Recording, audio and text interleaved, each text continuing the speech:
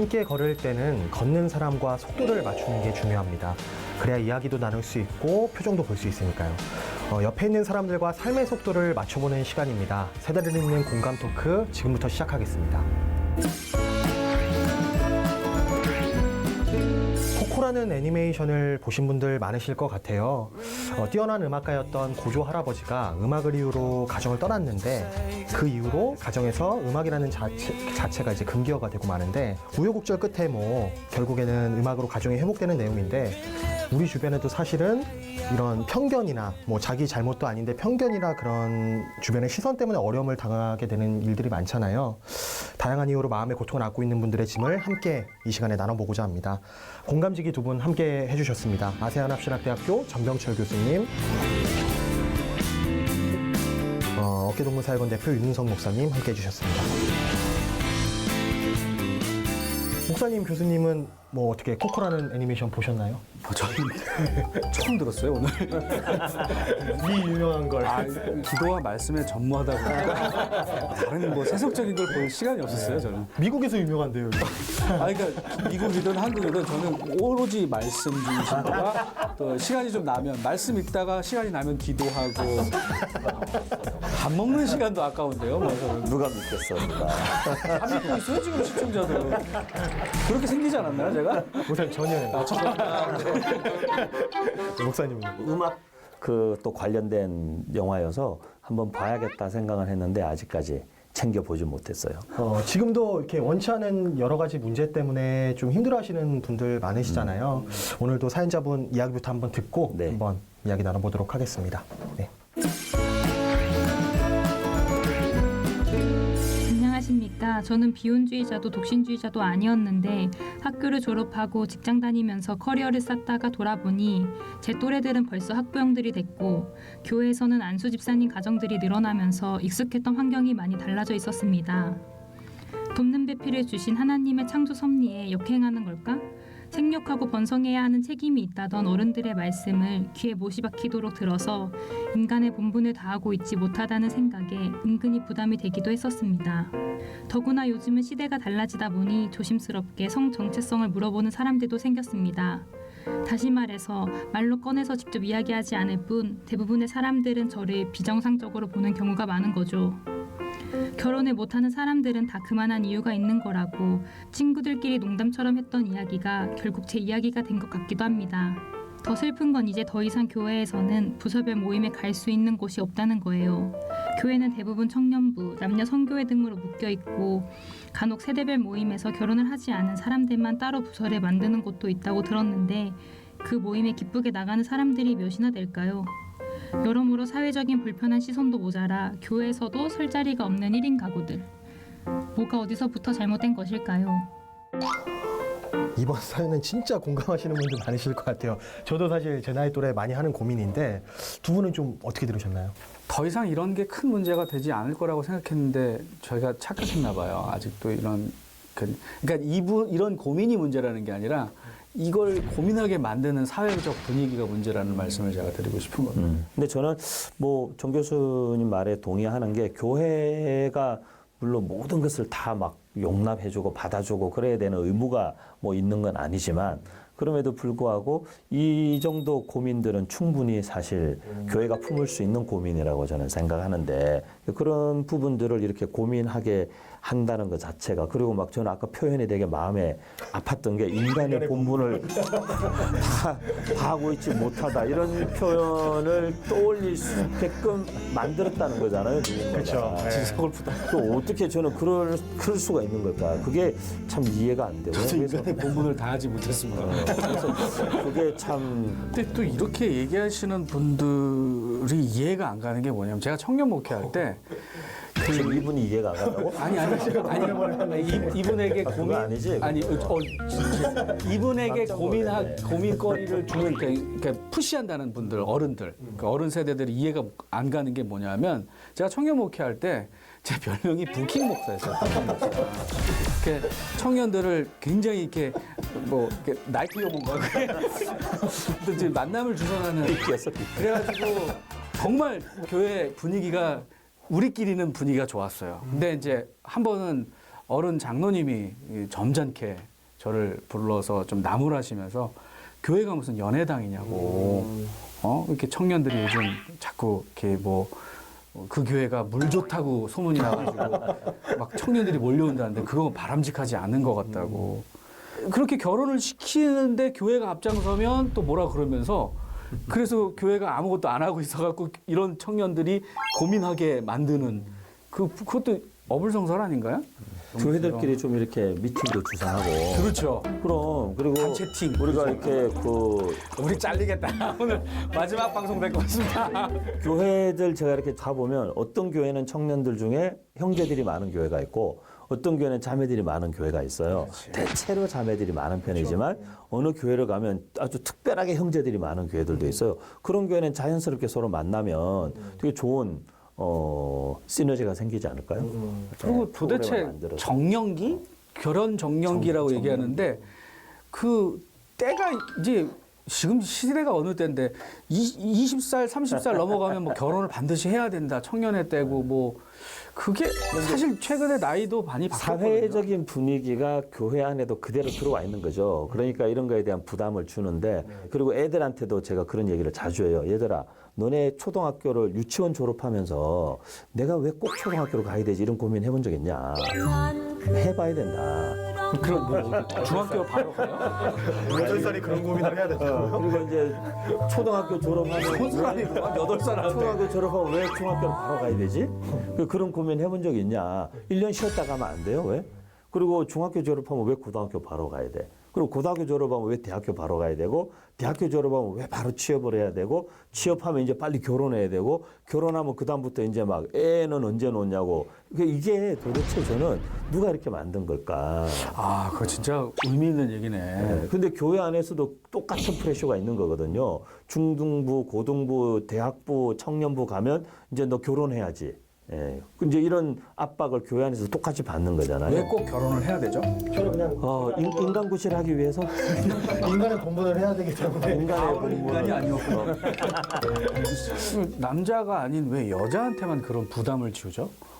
남자들이 결혼이 늦어진다고 해서 너 왜 아직까지 결혼 안 했어? 라는 얘기는 잘 안 하잖아요, 어른들이. 근데 왜 이 사연을 여성분한테만 내신 분도 이제 여성분이시고 네. 그런 걸 보면 불공평한 것 같아요, 사회가. 네, 그리고 그거야말로 어떻게 보면 오지랖을 넘어서 어쩌면 언어 폭력에 가까운 것 같다라는 생각. 남의 사생활에 대해서 그렇게 당신이 결혼을 왜 안 했네, 늦었네, 뭐 이렇게 얘기하는 것도 그래서 본인이 진짜 아까 그 농담처럼 윤 목사님이 얘기했지만 나는 인간의 기본도 못 하고 있는 것 같다는 느낌이 들 정도로 폭력적인 언어를 저는 되게 충격이었어요. 그 표현을 썼다는 자체가 되게 충격. 왜냐면 교회 안에서 그런 정서를 느낀다면 도대체 어디 가서 이런 분들은 위로를 받아야 되고 어디서 약간 뭔가 자기 존재를 있는 그대로 누군가가 용납해 주는 걸 어디서 경험할 수 있을까? 그러니까 이런 자꾸 분위기 속에서 본인이 그 싱글인 상태가 비자발적 싱글이라는 표현이 있었거든요, 옛날에. 자발적 싱글과 비자발적 싱글. 그러니까 내 의지와 상관없이 난 싱글인 경우. 그러니까 마치 내가 혼자인 게 내 잘못인 것처럼 그리고 뭔가 잘못하고 있는 것처럼 그렇게 느끼게 만들었던 그게 굉장히 나는 이게 불합리한 사회구조에서 나오는 이 폭력적인 그리고 이게 사회적으로 우리나라가 그 소셜 프레셔, 사회적 압박이 굉장히 많은 곳이잖아요. 남을 집단주의 성향이 강한 특히 이제 그렇죠. 이런 아까 현실적인 문제와 연결지어져서 이런 스펙이라든지 이런 것들을 자꾸 강조하다 보니까 저 같은 경우도 30대 중반쯤 돼서야 결혼했던 이유가 그냥 뭐 이렇게 유학 가서 공부하고 이렇게 결혼보다는 공부, 비전, 뭐 사역 이런 것들을 우선시하고 쫓아가다 보니까 어느새 30대 중반이 돼 있는 거죠, 그냥. 지금 사연자분도 같은 결혼하지 않으려고 했던 것이 아니고 그러니까 이게 시간이 그냥 훅 가 있더라고요. 그러니까 이제 아마도 교회 내에 있는 이런 형제들이든 자매들이든 지금 시대는 특히 막 스펙이나 끊임없이 노력해야 되고 특히 막 100세 인생 이러니까 정말 끊임없는 자기 개발 이런 것들에 막 시달리고 사회가 그걸 이렇게 요구하잖아요. 그러니까 저는 65세까지는 가만히 놔둬도 된다고 생각해요. 65세. 왜냐면 아까 뭐 결혼 정년기 싱글로 65세까지? 왜냐하면 2015년에 유엔에서 유엔에서 연령에 대한 정의를 새롭게 내렸어요. 제가 잠깐 적어놨는데 오늘 18세에서 65세까지를 청년이라고. 65세까지. 그러니까 65세 전에는 그 이제 닥달하지 않는 걸로 우리 이제 그리고 보통 기업 은퇴가 66세에서 79세까지를 중년으로 보고요. 80세에서 99세까지를 노년으로 본다는 거예요. 그 100세 이상은 장수노인으로 본대요. 그러니까는 아무튼 65세 전까지는 아직 청년이니까 내가 청년인데 왜 그러냐고. 뭐 결혼 정년기를 놓친 것도 아닌데 이렇게 하는 걸로 합시다. 그럼 청년부 모임을 나가야 되나요? 그렇죠. 청년부 60세까지는 저희 아버님이 65세에 은퇴하셨었는데 처음에 이제 이사 오시고 나서 그 동네 아파트 단지에 그 노인정에 갔더니 아버지 내가 막내야 그러시더라고요. 70세까지 예 그렇죠. 그래서 노인정에 안 나가시고 이제 81세가 되시니까 요즘 이제 가면 중간 이렇게 얘기하시는데 이제 근데 이런 케이스 같은 경우에는 저는 개인적으로 기본적으로 사람에 대한 배려와 존중이라는 것만 개념을 장착하고 있어도 이런 질문들이나 이런 것들로 사람들을 압박하지는 않을 것 같아요. 오죽하면 요즘 우리가 명절 추석이나 구정 명절에 절대로 하면 안 되는 질문 뭐 이런 거 있잖아요. 돈 내고 가라 그러죠. 뭐 자네 직장이 어디냐 뭐 이런 거 있잖아요. 그 뭐 그런 질문당 뭐 10만 원, 5만 원 그렇죠. 이렇게 네. 가격을 매겨놨잖아요. 뭐 결혼은 언제 하니 이런 거 하면 그 5만 원짜리. 그래 5만 원. 저도 5만 원밖에 안 되나요? 그래서 제가 교회 안에도 그거 만들어야 될 것 같아요. 교회 청년부실에다가 붙여놔야 될 것 같아요. 이런 질문 하시면 10만 원. 지금 교회 제도 말씀하셨는데 지금 저희 1인 가구나 뭐 비혼 뭐 이렇게 인구가 많이 늘어나고 있잖아요. 근데 교회 내 조직은 지금 예전 그대로예요, 사실. 그렇죠. 제가 섬기던 청년 공동체에는 싱글 청년들이 모이는 모임이 있고 그리고 이제 또 싱글 청년들 중에서 30 이상. 아유, 나이를 그렇게 참 그게 그렇지만 거기서 그렇게 정했어요. 그래서 30 이상 그룹들이 모이는 그룹의 모임이 또 따로 있었어요. 이렇게 완전히 피라미드형이 되죠. 위로 갈수록 숫자가 극히 작아지고 이제 아래 연령대가 많죠. 그러니까 그 말은 사실 우리가 20대의 청년부에 와서도 이게 한국교회 전체적으로 보면 큰 문제라고 생각하는 게 중고등부에서 청년부로 올라올 때에도 대학 청년부 올라올 때에도 신앙에서 탈락하는 비율이 높은데 이 20대였던 청년들이 점점점 결혼 정년기가 되어 가면서 교회가 만약 이런 분위기를 계속 유지하면 교회가 피라미드라는 얘기는 위로 갈수록 숫자가 점점 줄어들면서 교회를 이탈한다는 얘기잖아요. 그렇게 되는 분위기면은 과연 우리가 진짜 한국교회 미래를 위해서 청년 얘기하지만 진짜 청년 살릴 수 있을까? 그런 것까지도 함께 생각해 봐야 되겠죠. 좀 내버려뒀으면 좋겠어요. 본인 그럼 또 일이나 반치했다고 뭐라 그럴 수도 있어요. 아니 그리고 또 한편으로는 우리 청년들도 이런 질문을 주신 분들도 좀 자존감이나 자아상을 좀 건강하게 개발하면 뭐 다른 분들이 얘기를 하는 것에 너무 좌지우지 되지 말고 본인을 좀 건강하게 그리고 비자발적 싱글에서 자발적 싱글로 본인의 어떤 스탠스를 좀 변환시키는 게 좀 필요하겠다라는 생각을 합니다. 제가 아까 제가 인간의 본분에 좀 꽂혔어요. 그렇죠. 참. 결혼을 안 하고 우리 뭐 흔히 말해서 생육하고 번성하라고 얘기하는 혹시 기자님은 인간이십니까? 아직 인간이 저도 아직 인간이 아닌데 아직 인간이 아니시구나. 그런 이야기 하잖아요. 뭐 예전에는 생육하고 번성해라. 그게 하나님의 뜻이니라. 그런 얘기 많이 하는데 그걸 못하면 정말 인간의 본분은 못하는 거예요. 도대체 인간의 본분 기본은 그럼 몇 명까지 낳아야지 본분을 다하는 걸까요? 행복하고 번성. 그거는 그냥 말 자체가 안 되는 이야기. 그건 너무 생물학적으로만 접근하는 거 아닐까? 그런 뜻이 아니고 그때 그러니까. 3000년 전에 성경이 쓰여졌을 당시의 문화에서 했던 그런 문화적 명령을 그 생육과 번성이 꼭 자식을 많이 낳아라 이런 의미로 직결되는 것은 저는 굉장히 편협한 성경 해석이라고 보죠. 오히려 사실 이것이 문화 대명령이라고 하든 그리고 그 문화 대명령의 지상 대명령 이런 것들과 이렇게 연관성을 가지고 있다면 제가 볼 때는 오히려 하나님 나라의 확장이라는 개념으로 보는 게 더 맞지. 그렇게 보면 영적 재생산에 오히려 더 비중을 둬야지 육적인 재생산에 너무 국한시켜서 물론 거기에는 우리가 자녀를 낳고 이 땅에 자손을 번성케 하는 개념도 포함되어져 있지만 그것만 있다고 좁혀서 왜 결혼 안 하고 자식 안 나오면 그 말씀에 충실하지 못한 거다라고 해석하는 것은 굉장히 억지 해석이고 편협한 해석이라는 거죠. 어떤 시대 착오적인 발상들이 너무 많은 것 같아요. 아직도 교회 안에 그런 것들이 많이 남아있다라는 것에 대해서 굉장히, 그리고 그런 것들을 마치 아까 생육하고 번성하는 성경 구절을 인용할 정도로 성경의 본질에서 벗어난 걸 가지고 성경적이라고 우기는 또 그런 어떤 좀 시대 착오적인 발상들 뭐 이런 것들은 조금 안타까운 것 같아요. 그 뭐 전도 못하면 애라도 많이 낳아. 뭐 이런 이야기를 강단에서 막 던지는 그런 시절이 있었나요? 그런 이상한 분들이 지금도 아마 계실 거예요. 그러니까 지금도 우리가 아마. 얼마나 시대의 지금 남아 있을 흐름을 건데. 못 읽느냐면 불과 진짜 한 30년 전만 해도요. 우리 초등학생들 표 할 때 뭐 둘만 낳아 잘 기르자 뭐 그랬던 때가 우리가 초등학교 때 한 40년 50년 전에, 그리고 그 다음 세대에서는 아들 딸 구별 말고 뭐 하나만 낳아 잘 기르자, 뭐 잘 키운 딸 하나 열 하나 안 부럽다 그랬는데 지금 30년이 지나가지고 인구 절벽을 맞이해가지고요. 이제는 막 둘 이상 낳으면 막 뭐 무슨 출산 장려금 주고 막 이게 지금 얼마나 웃긴 사회가 돼버렸어요. 근데 이제 그 우리가 하던 이야기로 돌아가자면 결혼이 무슨 전도와 무슨 2세 출산의 도구만은 아니잖아요. 그렇죠. 결혼이라는 건 사실 진짜 인간이 되는 건데 어떤 의미에서 우리가 하나님 앞에 그냥 서로가 서로를 온전케 하기 위한 어떤 하나님 안에서 아름다운 만남이 사실 결혼이고, 그런 의미에서의 결혼을 추구한다면 결혼에 대한 정의도 조금 성경적으로 바르게 좀 균형 잡히게 하는 것이 필요할 것 같고요. 그리고 결혼을 꼭 해야 되냐 말아야 되냐라는 문제는 그거는 저는 사람마다 다 다르다고 생각해요. 사람마다 하나님 주신 부르심과 삶의 방식이 저는 다 다르다고 보기 때문에 싱글로 뭐 바울 사도처럼 평생을 늙어가고 주님만을 섬기고 했던 또 예수님의 제자들 가운데 많은 사람들도 그랬던 것처럼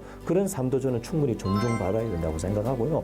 하지만 결혼해서 또 가정을 이루어서 그 안에서 누릴 수 있는 하나님 나라와 은혜의 풍성함을 누리는 것도 저는 얼마든지 존중해야 된다고.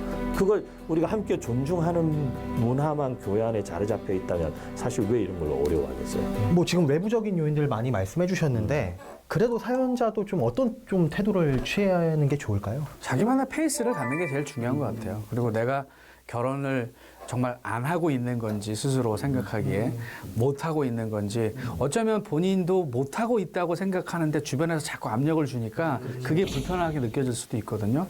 그러니까 건강한 자아상을 가지고 있는 사람 둘이 만나서 하나가 되는 것이 온전한 거지. 보통 보면 이제 결혼 세미나 때 보면 뭐 반쪽과 반쪽이 만나서 하나가 된다 그러는데 그러면 기우는 쪽이 생길 수도 있거든요. 이 결혼을 신비라고 얘기를 해요. 또 에베소서에서는 이 결혼의 신비를 교회의 신비에다가 비유할 정도로 이 하나와 하나가 만났는데 둘이 되는 것이 아니라 하나와 하나가 만났는데 하나가 되는 것이기 때문에 신비라고 얘기하지, 그러니까 반과 반이 만나서 하나가 되는 건 그건 수학이지 신비가 아니거든요. 그러니까 내가 혼자 있는 것이 즐겁고, 그런데 또 누군가 같이 있을 때 더 행복할 수 있다면 그때 비로소 결혼을 하면 행복해질 수 있지만, 내가 혼자라서 불행하다고 생각하는 사람은 또 다른 불행한 사람과 만나기 때문에 불행이 2배가 되지 행복해지지 않습니다. 뭐 마찬가지로 개인적인 어떤 이분의 사연 같은 경우는 이제 사연을 들어보면 이분이 결혼을 뭐 안 하고 싶어서 뜻이 있어서 그렇기보다는 본인은 결혼에 대한 마음도 있고 하지만 그게 사실 자기 의지대로만 되는 건 아니잖아요. 그러니까 그런 것들이 전혀 고려되지 않고 어떤 사람들의 일방적인 기준과 잣대에 의해서 이제 이런 말들을 듣게 되는 게 되게 마음 어렵고 불편하신 내용이라고 보는데, 결혼 문제에 대한 상담해 주는 게 제일 사실 어려운 것 같아요. 왜냐하면 뭐 기도하면 하나님 주실 거야. 되게 막연한 답이잖아요. 그러니까 그런 답을 주기도 되게 어렵고, 그리고 막 이렇게 리스트 적어놓고 기도하는데도 안 되고 여러 가지 이유가 많이 있기 때문에 리스트 정도는 저 절대 반대. 저도 반대고 그런 분들이 저도 되게 신기했어요. 이렇게 자기 리스트 적어놓고 기도했는데 자기 남편이 딱 그런 사람이라고. 기도는 좀 구체적으로 해야 되는 거 아닌가요? 아니 구체적으로 기도하라는 게 그런 건 아닐 거예요. 상대방을 남성이든 여성이든 그 구체적으로 무슨 목록을 놓고 기도한다는 건 어떻게 보면 사람을 상품화시킨다라는 거하고 또 같은 맥락이 될 수도 있거든요. 그거 굉장히 이제 위험한 것 같아요. 그런 게 있잖아요. 신앙에는 되게 우리가 신앙은 되게 이게 막 클리어 컷으로 탁 이렇게 단면을 딱 잘라서 볼 수 있는 것처럼 보이지만 사실은 되게 모호한 면이 굉장히 많거든요. 근데 이 모호함을 못 견디는 사람들이 있어요.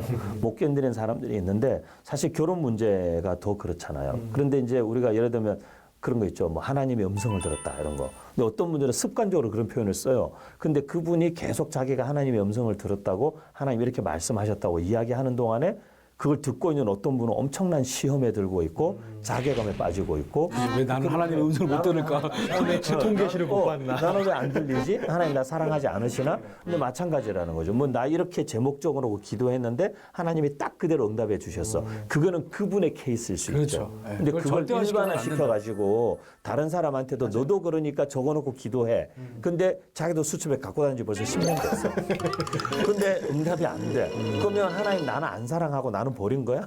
아니면 나는 독신의 은사가 있는 거야? 이런 생각 하잖아요. 근데 저는 그게 아니에요. 그래서 사람마다 하나님 앞에 각자의 삶이 있고 각자의 부르심이 있는데 우리 정 교수도 얘기했지만은 개인이 먼저 하나님 앞에 내가 부름받은 삶이 뭔가에 있어서 본인이 확신이 있으면 되거든요. 그리고 결혼이 정말 내 의지대로 되지 않고 하나님께서 하나님의 때에 되게 하시는 거라면 그냥 맡겨놓고 그냥 사실 기다리는 거죠. 우리는 기다리는 거고. 신학교에 있다 보면 저도 그런 또 그 신학생들한테도 그런 비슷한 질문을 또 받아요. 배우자에 놓고 기도하는데 뭐 어떤 배우자를 만나는 게 네가 좋아하는 배우자를 만나라고. 근데 대부분의 신학생들은 그 이제 남자들이 더 많으니까 그렇겠지만 사목감을 찾아요. 그 사목감이 따로 있는 게 아니거든요. 제가 보기에는.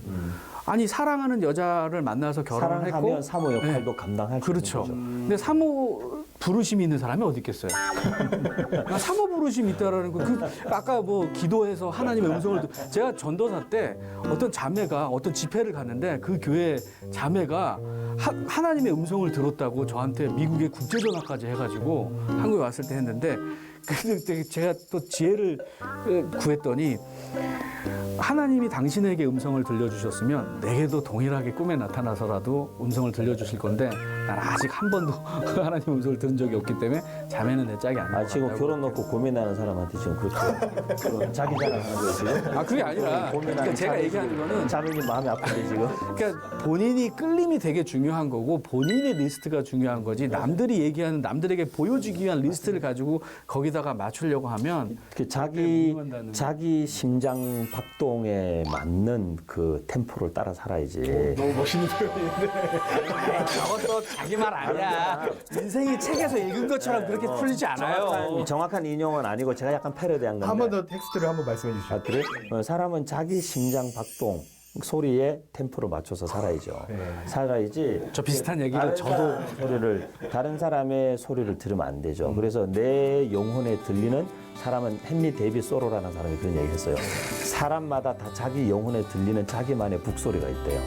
그거에 맞춰서 살아야 된다는 거죠. 근데 저는 결혼 문제 같은 경우는 인생 최대 어떻게 보면 중대사잖아요. 근데 이런 문제를 다른 사람들의 시선, 다른 사람들의 말, 사회적인 압박, 막 집안 분위기 때문에 결정하는 거는 100% 후회합니다. 평생 후회할 결정인 것 같아요. 그래서 정말 우리 자매님께 저는 되게 격려하고 응원해드리고 싶은데 진짜 자기 페이스 따라서 하나님께서 인도해 주시는 그 스텝 따라서 자기 마음의 소리에 정말 충실하면서 가시는 게 저는 되게 중요하다고 생각해요. 제가 쭉 들어보니까 지금 팩트 폭력만 너무 많이 하셨어요. 마지막으로 두 분 다 따뜻한 그냥 한마디 저는 해주신다면. 응원을 했는데 정 교수님.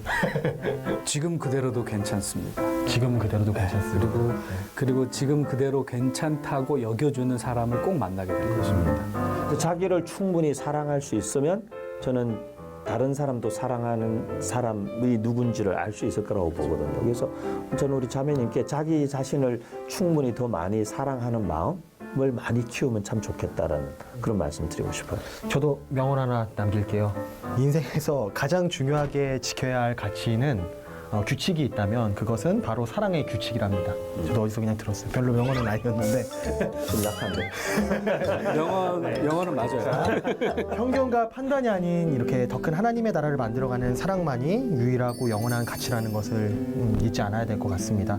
오늘 함께해 주신 전병철 교수님 그리고 윤은성 목사님 너무 감사드리고요.